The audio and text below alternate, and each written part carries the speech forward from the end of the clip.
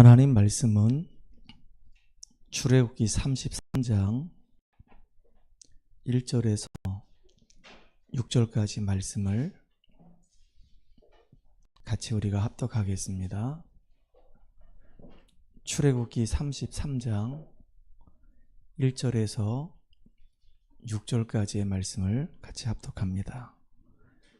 여호와께서 모세에게 이르시되 너는 내가 애굽 땅에서 인도하여 낸 백성과 함께 여기를 떠나서 내가 아브라함과 이삭과 야곱에게 맹세하여 내 자손에게 주기로 한 그 땅으로 올라가라. 내가 사자를 너보다 앞서 보내어 가나안 사람과 아모리 사람과 헷 사람과 브릿 사람과 히 사람과 여부스 사람을 쫓아내고 너희를 적과 꿀이 흐르는 땅에 이르게 하려니와 나는 너희와 함께 올라가지 않으니 너희는 목이 곧은 백성인즉 내가 길에서 너희를 진멸할까 염려함이니라 하시니 백성이 이 준엄한 말씀을 듣고 슬퍼하여 한 사람도 자기의 몸을 단장하지 아니하니 여호와께서 모세에게 이르시기를 이스라엘 자손에게 이르라 너희는 목이 곧은 백성인즉 내가 한순간이라도 너희 가운데 이르면 너희를 진멸하리니 너희는 장신구를 떼어내라. 그리하면 내가 너희에게 어떻게 할 것인지 정하겠노라 하셨습니다. 이스라엘 자손이 호렙산에서부터 그들의 장신구를 떼어내니라. 아멘.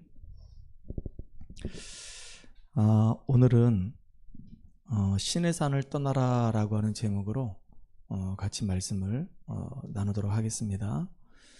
우리 옆 사람하고 같이 인사합시다. 얼굴을 보면서 당신은 보배롭고 존귀한 자입니다. 한 번 더 인사합시다. 현실에 속지 말고 언약을 이루는 증인 됩시다.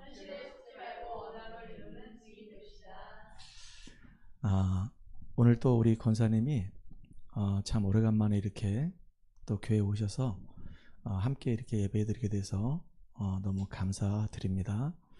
몸이 좀 이렇게 불편하셔가지고 자주 오시길 정말로 간절히 원하시는데 자주 못 오셔요. 또 연세도 또 이렇게 많으셔가지고 못 오시는데 그래도 항상 이렇게 은혜를 사모하시고 주일 되면 또 이렇게 이 은혜의 자리에 예배의 자리에 이렇게 오셔서 또 같이 찬양도 하고 기도도 하고 말씀도 듣고 이러니까 참 너무 감사하고 기쁩니다.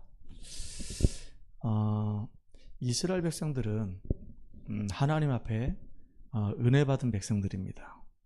이스라엘 백성들은 하나님의 축복을 받은 민족입니다. 특별히 하나님의 사랑을 받은 가장 소중한 족속들입니다. 애굽에서 430년 동안 비참하게 이렇게 종살이하고 있었는데 그 어떤 방법으로도 이들은 거기서 빠져나올 수가 없었단 말이에요. 그런데 하나님의 사랑이 그들에게 임해서 유월절 어린 양의 피를 바르고 애굽에서 그들이 완전히 출애굽하게 됐어요. 이게 얼마나 이게 큰 축복입니까? 구원받은 게 이게 얼마나 이게 감사한 일이냐고요.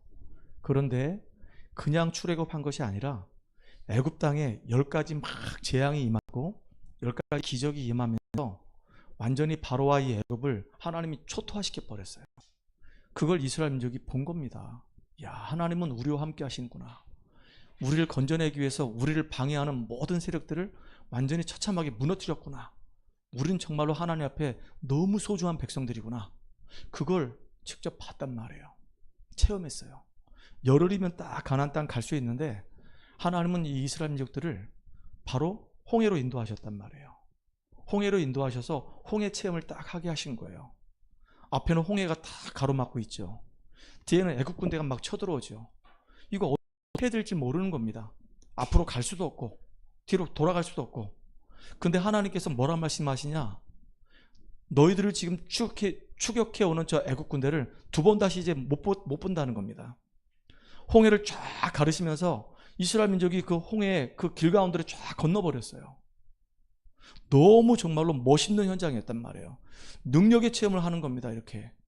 야, 하나님이 정말로 능력으로 이 홍해를 가르시고 우리를 위기 속에서 이 위험 속에서 우리를 건져내셨구나. 이거를 이스라엘 백성들이 다 체험하는 거예요. 광야길 갈 때도 마찬가지다. 수르광야 갈 때도, 신광야 갈 때도, 신약광야 갈 때도 하나님께서 그들과 함께 하시면서 불기둥으로 구름기둥으로 인도하시고 매출하고 심지어는 반석을 쪼개가지고 모를 먹이시고 그랬단 말이에요. 항상 그 광야길 가는 여정 속에서도 하나님이 함께 하시고 하나님이 인도하시고 하나님이 보호하시고 축복하셨다는 사실들을 매일매일 확인했어요. 이게 이스라엘 민족들이란 말이에요.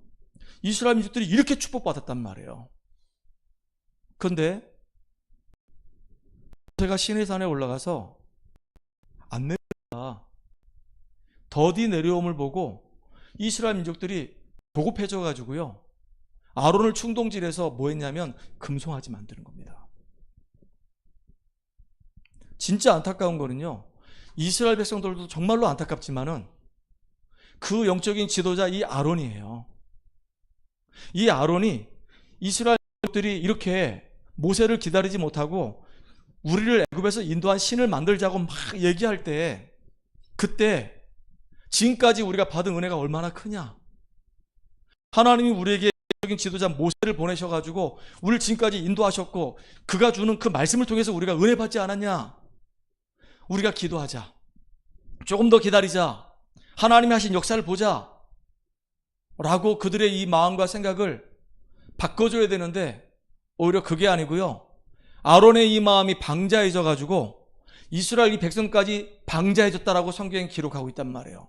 아, 모세가 없네, 모세를 대신해서 내가 지금 이스라엘 민족의 영적인 지도자가 됐네. 이 마음이 붕 떠버린 거예요. 자기 마음이 높아진 거예요. 그러니까 이 하나님의 계획도 하나님의 음성도 안 들려지는 겁니다. 이스라엘 민족들이 막 군중이 막 소유를 막 일으키니까 거기에 이 마음과 이 생각이 빼앗겨가지고 군중에 이끌려가는 거예요. 진짜 너무 안타깝잖아요. 그래서 영적인 지도자 이 한 사람이 얼마나 중요한지 모릅니다. 오케이 하니까 바로 금송아지 만들어가지고 이 금송아지가 우리를 애굽에서 인도한 하나님이다 라고 하면서 번제 드리고 화목제 드리고 그 앞에서 막 춤을 추고 제사 지내고 그랬단 말이에요. 그 결과로 3,000명이 죽는 안타까운 일이 벌어졌어요. 진짜 안타까운 거예요. 교회 안에서 일어나지 않아도 되는, 이해할 수 없는 일이 막 벌어진 겁니다. 영적인 지도자 이 아론이 딱 깃발을 들고 절대 안 돼, 우리는 광야에서 죽더라도 모세 기다려야 돼, 모세와 함께 하나님의 언약을 이루는 저 가나안 땅 가야 돼 라고 이렇게 선언했으면요, 어쩌면 흔들리지 않았을 수도 있을지도 몰라요. 근데 다 흔들려 버렸습니다. 싹 다. 지난주도 말씀드렸잖아요. 하나님이 너무 화가 나가지고 그렇게 사랑하는 이 이스라엘 백성들이 목이 막 뻣뻣하다고 그러면서, 목이 막 굳었다고 그러면서 저것들을 그냥 싹 진멸해버리고, 모세야 내가 너를 통해서 새로운 큰 민족을 이룰게. 그때 모세가요, 아차 싶은 겁니다. 아차 싶은 거예요. 여러분, 이스라엘 민족들이 애굽에서 출애굽해가지고요, 이 시내산까지 지금 오는 여정은 불과 6개월도 지금 안 걸린 겁니다. 6월절 어린 양의 피 바르고 그 다음날 바로 그들이 막 급하게 막 뛰쳐나와가지고 막 정신없이 막 홍해 건너고 막 스루광야 지나고 막 신광야 지나고 시내광야 지나가지고 막 시내산까지 막 급하게 막 온 거예요. 오다 보니까 많은 하나님 역사는 체험했어요. 불기둥도 구름기둥도 만나 매출하기도 막 체험했습니다. 근데 중요한 게 뭐냐면 그 성도들 그 개개인마다 그 가슴 속에 하나님의 이 말씀이 각인뿔이 체질되지 않은 거예요. 여러분, 체험도 중요하지만요, 하나님의 이 언약의 말씀이 우리 안에 정말 다 각인되고 뿌리 내리고 체질되어야 되는 겁니다. 그래야지 우리가 승리할 수 있는 거예요. 근데 너무 안타까운 거예요. 6개월도 안 됐는데 결국은요, 이스라엘 민족들이 자기의 그 예체질을 벗겨버리지 못하고 그냥 다 무너져 버리는 겁니다. 그래서 하나님이 모세에게 뭐라 말씀하시냐면, 오늘 본문에 보니까 1절에 여호와께서 모세에게 이르시되 너는 내가 애굽 땅에서 인도해낸 백성과 함께 여기를 떠나서, 시내산 떠나라는 겁니다. 아직도 아무것도 준비가 안 됐는데 시내산을 떠나라는 거예요. 왜 하나님이 시내산으로 그 이스라엘 민족들을 부르셨을까요? 그 이유가 있지 않겠습니까? 그냥 바로 그냥 가나안 땅 들어가면 되는데 하나님이 홍해를 거쳐가지고 저 수르광야, 신광야, 시내광야 통해가지고 심지어 시내산까지 하나님이 그들을 끌고 왔단 말이에요. 왜 끌고 왔을까요? 그 시내산은 모세가 처음으로 은혜 받은 곳이에요. 사람을 죽이고 미디안으로 도망갔는데 나이가 80이 됐을 때 그 호렙산에서 하나님의 영광을 받단 말이에요. 자기의 인생의 이유를 찾았단 말이에요. 완전히 모세는 그 시내산에 그 호렙산에서 여호와 하나님 만나고 난 다음에 완전히 인생의 전환점을 맞이한 곳이란 말이에요. 개인이 완전히 변화된 곳이에요. 이제는 개인이 아니잖아요. 이스라엘 전 민족이, 선택받은 이 민족이 전 세계에 하나님이 살아계신 사실을 증거해야 될 축복된 민족이잖아요. 그러면 이 민족이 전환점을 맞이해야 되는 거예요.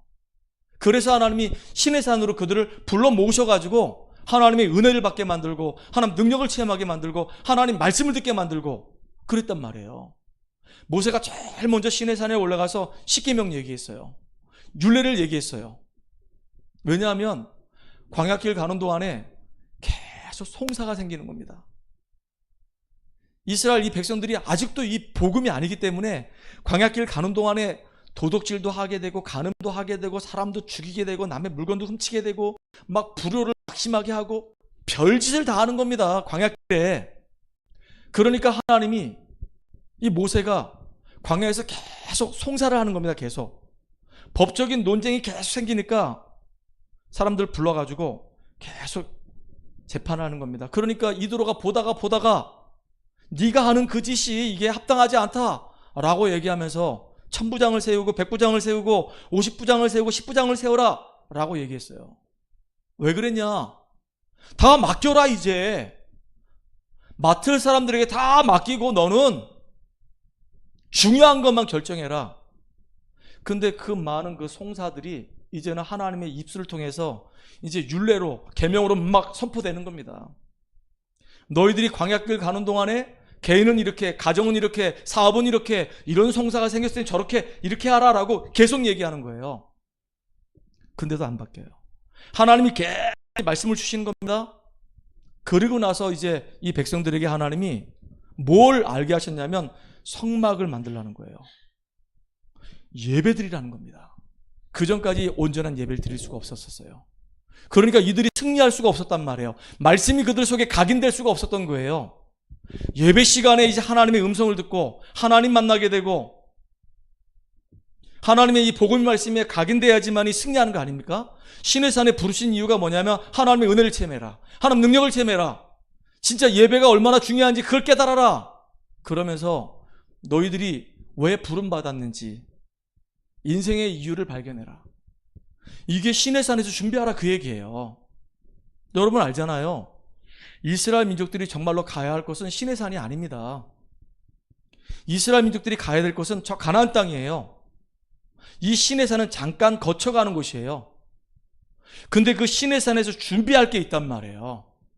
광야길을 가야 되고 가나안 땅 들어가서 그 땅을 정복해야 되기 때문에 이 이스라엘 민족들이 영적으로 무장을 해야 되고 이제 언약궤를 따라가야 되고 예배를 드려야 되고 하나님 능력을 가지고 정복해야 되기 때문에 그 땅에서 시내산에서 준비해야 될 게 있단 말이에요. 근데 이유를 모르는 겁니다. 의미를 모르는 거예요.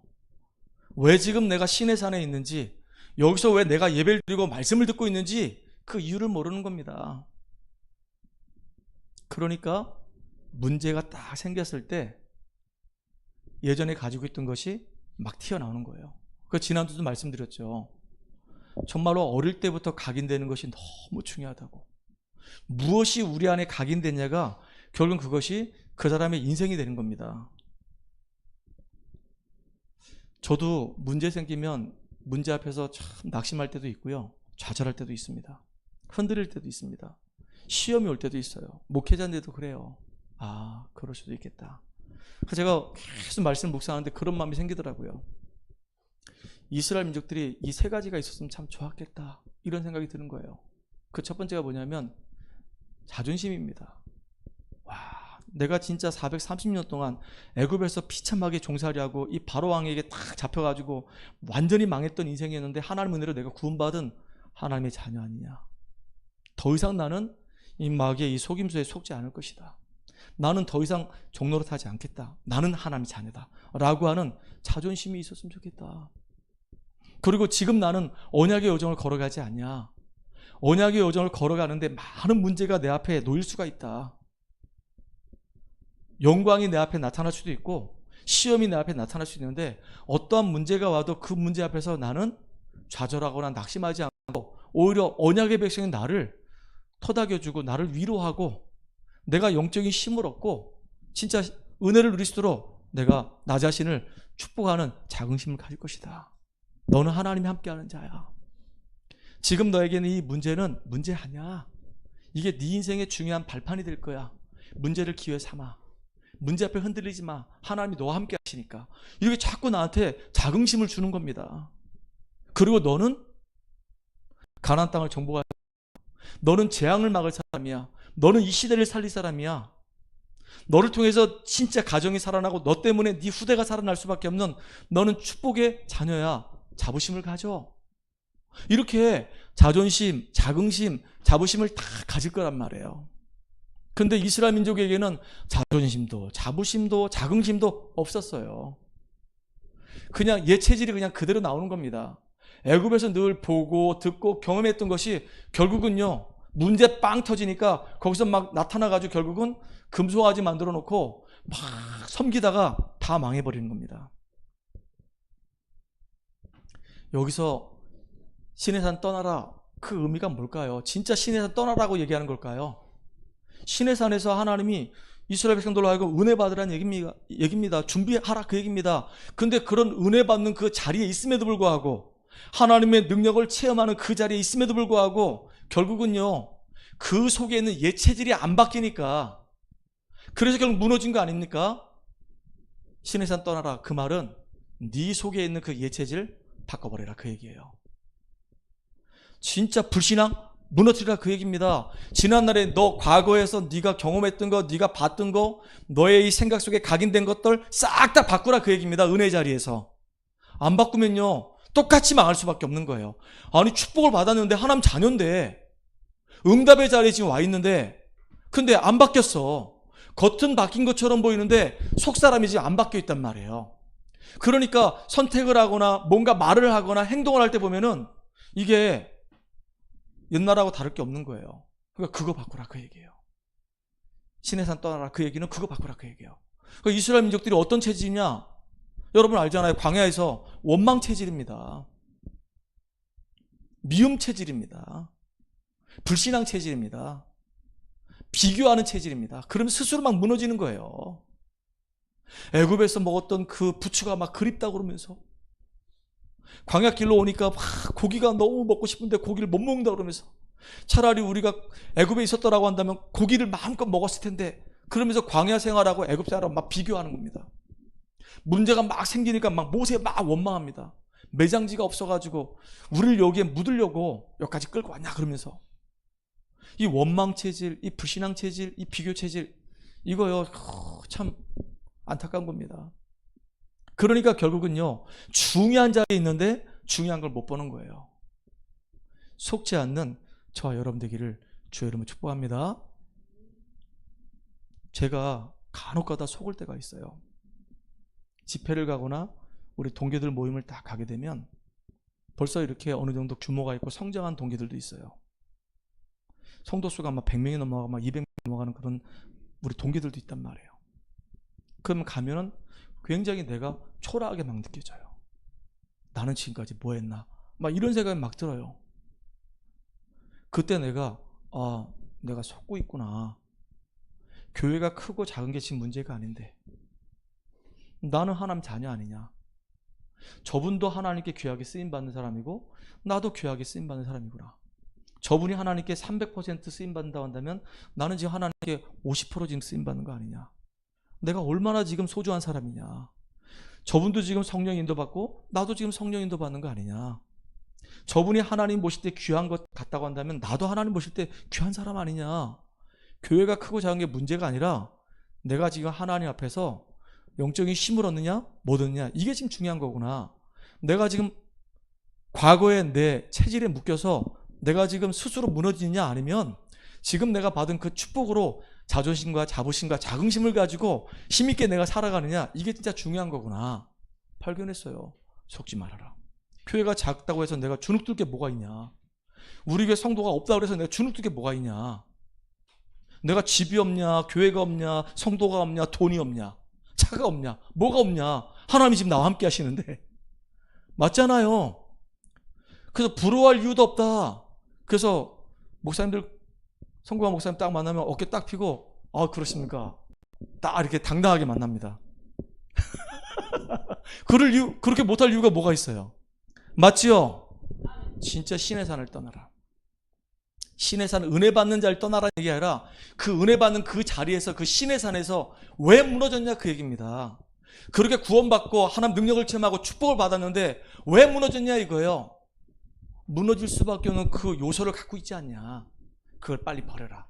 저는 보면서요, 떠나라 그러면 자꾸 생각나는 게 있습니다. 아브라함 생각이 자꾸 나요. 갈대아 우르를 떠나라. 네 본토 친척 아비 집을 떠나라.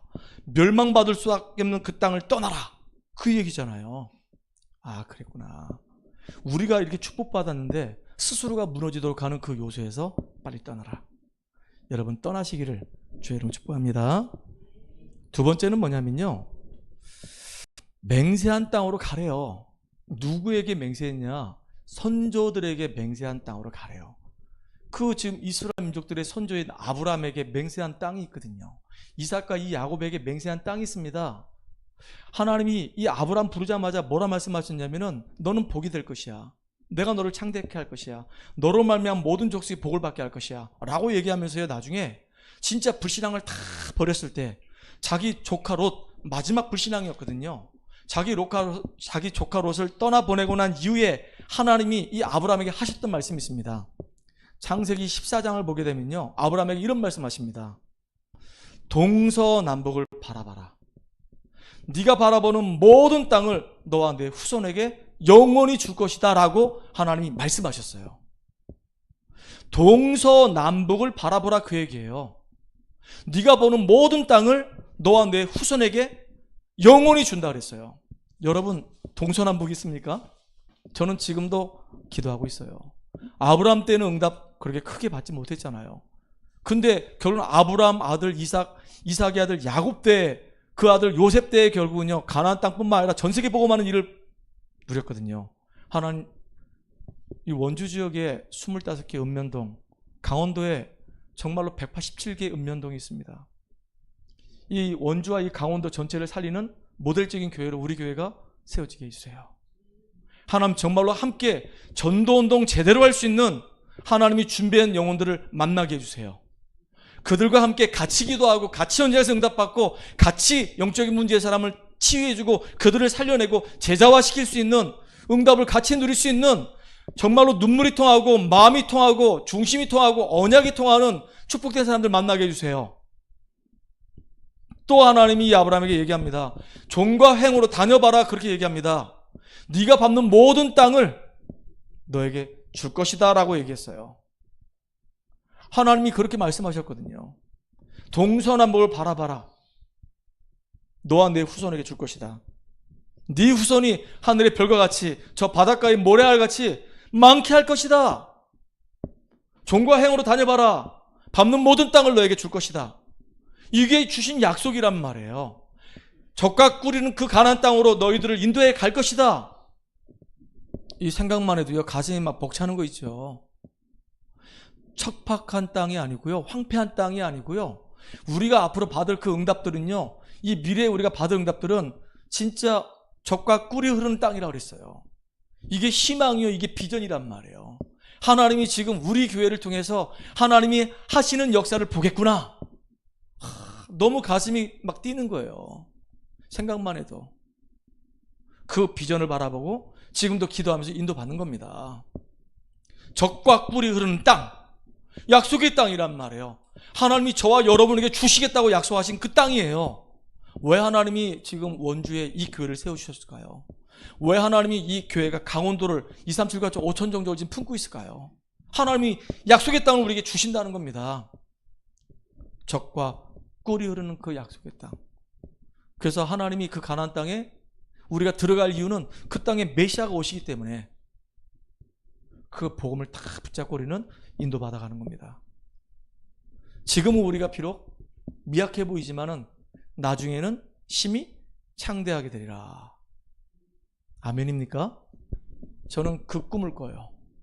하나님 정말로 주님께서 약속하신 대로 신의 산을 떠나서 이제 그 선조들에게 약속한 그 땅으로 가라고 하셨기 때문에 가라고 하실 때는 아무것도 없는데 가서 죽도록 고생하라고 가라고 하는 것이 아니라 모든 것을 다 예비해 놓으시고 가라고 하는 것입니다. 그 언약의 땅, 그 응답들을 누리는 저와 여러분 되기 바랍니다. 자, 세 번째입니다. 오늘 본문에 보니까요, 5절에 이런 말을 했어요. 하반절에 너희와 함께 가지 않겠다. 가라고 해놓고 하나님이 함께 가지 않겠다는 거예요. 왜냐? 함께 가면 이 이스라엘 백성들을 내가 진멸할 수도 있으니까 함께 갈 수가 없다, 그 얘기예요. 그러면서 뭐라고 얘기하냐면 내가 너희들과 함께 가려고 하면 너희들에게 있는 장신구를 다 떼어내라, 그 얘기입니다. 여러분, 장신구가 뭔지 알죠?